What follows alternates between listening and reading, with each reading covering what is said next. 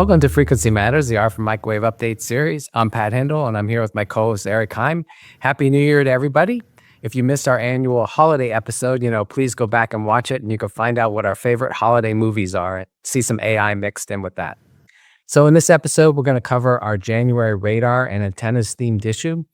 The cover feature is written by Aravant about evaluating antenna testing options. And so it covers the various test options for antennas and all the different ways that you can use them, different chamber types and equipment. So it's a very good one to check out. Eric, what else do we have in the issue for technical articles? Well, thanks, Pat, and Happy New Year to you and all our viewers. In addition to the cover story that you just mentioned, we've got 4 other articles in this issue. We've got an article from MathWorks that discusses using AI for antenna design, analysis, and optimization. So that article talks about pre-trained models and how to use them, along with showing some results. So that's an interesting article. Provisis has done an article that looks at RF architectures and what's important to help in selecting RF components for software-defined radios. So the article looks at direct sampling, direct conversion, zero IF, and super heterodyne architectures. And it takes us through what a designer should be looking for in different component functions for those architectures. We also have a market report from Ingalco Research that looks at microwave SSPAs and EW and radar systems. And the article gives the reader a good overview of applications, forecasts, and information on the supply chain for those devices. And last, but certainly not least, and in a shameless plug, you and I collaborated on an article about Xerox PARC, Palo Alto Research Center, and metamaterials. And the article gets into a bit of background on metamaterials and Xerox PARC's focus in that area. And Xerox PARC has been a great incubator for metamaterial companies. So the article looks at a number of those companies that trace their roots back to PARC and what they're doing in metamaterials. Yeah, metamaterials is such an interesting area that we're going to try to have a panel on that and hopefully get some of those companies to participate. So turning to the news, Raytheon was awarded a $946 million contract to supply Romania with additional Patriot air and missile defense systems. Patriot is the combat-proven ground-based air and missile defense system that is foundation, I didn't know this, for 19 countries, and the system continues to demonstrate its effectiveness against advanced aerial threats and even massive complex raid attacks.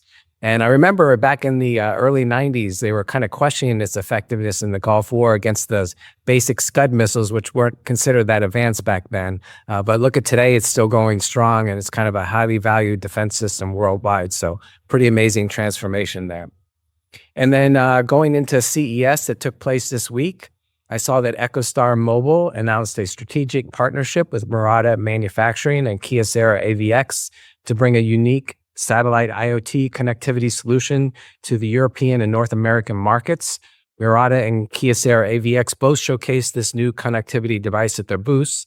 And the solution combines EchoStar Mobile's carrier-grade S-band uplink connectivity with Murata's next-generation LoRa connectivity module, as well as Kyocera AVX circularly polarized antenna technology. And we're also going to try to do a podcast on this partnership, so we'll see if we can get that in the next month or so.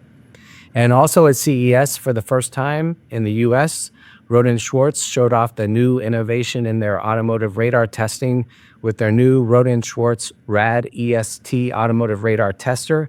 And this is a compact, versatile radar target simulator, and it meets the needs of full range of testing from both lab-based functional testing to vehicle-level production checks. So quite a comprehensive system. And additionally, visitors to the Rohde & Schwarz booth saw their latest solutions for in-vehicle networks, such as gigabit multimedia serial link and Ethernet connections. And I just want to say, automotive has really become a big part of CES now. So it's kind of more automotive bend than some of the 5G, 6G that you might see at Mobile World Congress. And also, Qorvo took smart living to a next level at CES with their cutting-edge technologies that reimagine how we interact with our homes, devices, and vehicles. They showed ultra-wideband, Matter, Wi-Fi, sensor, and power management solutions that enable safer, enhanced, and automated user experiences. So they're leading the charge in this home automation area. We'll have additional information in our next episode with Corvo at CES, and we'll summarize some of the cool new toys that were found there. So, Eric, what did you see in the news? Yeah, always lots of interesting things announced at CES. And in keeping with the theme of the issue and what you just mentioned about automotive applications, Infineon Technologies is releasing the final samples of its RASIC CTRX 8191F, a new 28 nanometer radar MMIC. And the MMIC was specifically designed to meet the requirements of automated and autonomous driving. And they believe this device will serve as a foundation for next generation radar imaging models.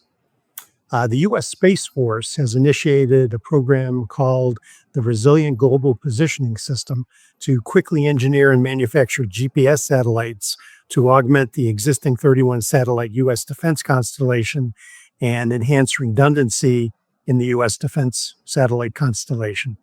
And this is being done because of the U.S. military's reliance on satellites, increased competition with China and Russia, and really a recognition of the anti-satellite capabilities of those two countries. And so in support of the program, L3Harris Technology has received a contract to design concepts for phase 0 of the program.